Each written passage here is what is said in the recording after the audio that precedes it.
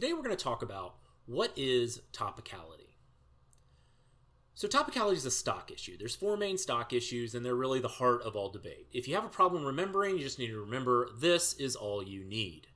T stands for topicality, H stands for harms, I stands for inherency, and the S stands for solvency. Today we're going to talk about topicality though, so let's start with the actual burden.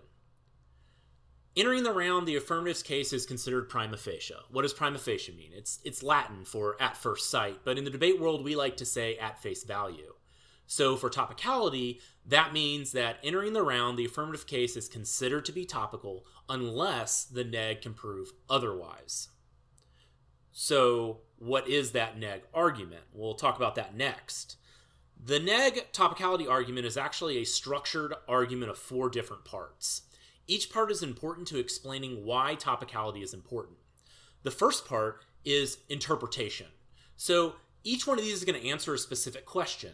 This one actually answers the question of how should the judge define a certain word or phrase from the resolution. Now this is usually done with a definition.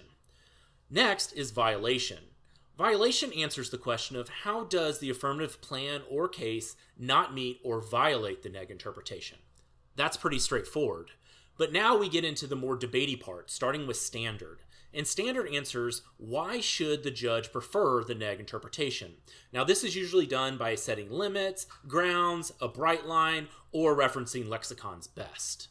Finally, the last one is voter. And this answers why is topicality an argument the judge should vote on. The main voters here are usually education, fairness, or if you're feeling risky, jurisdiction.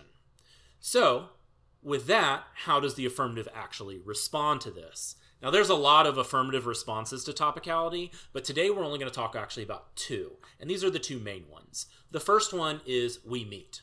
We meet actually attacks the violation part of the neg argument by saying that the case does actually meet the negative's interpretation. Pretty simple. Now, the other way is to actually attack the interpretation part by providing a counter-inter. On a counter-inter, the affirmative will actually provide their own interpretation and usually standard. So that's basic topicality. As you develop as a debater, obviously you can go a lot deeper with topicality, but that's as far as we're going to go today. So if you found this video to be helpful, then go ahead and like and share it, and please subscribe to Real Critique.